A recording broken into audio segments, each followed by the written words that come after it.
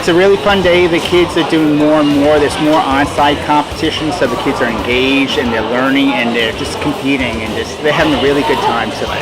We just got done doing our CO2 car races here at our TSA Regional competition. We had one go 0.699 of a second this distance. It's pretty fast. Robotics really fun if you like building stuff and doing competitive things to really do it. Woods is the largest TSA chapter in the state of Texas.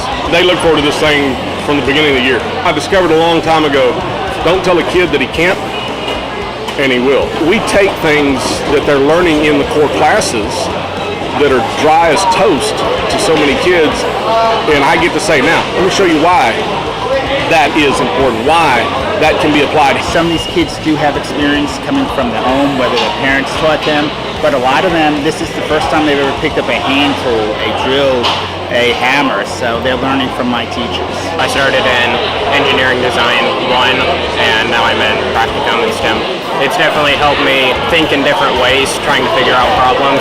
Me being a teacher in Cypress-Fairbanks, I've been here since the beginning, and I'm amazed by how many opportunities are not offered at other school districts. Cypress-Fairbanks has been so supportive on our CAPE programs to give us the equipment we need to actually get these kids ready for the industry and to be ready for college in the engineering fields and manufacturing and whatnot. I have the best job on the planet. I get to do my hobbies and take kids out and teach them how to make them their hobbies too.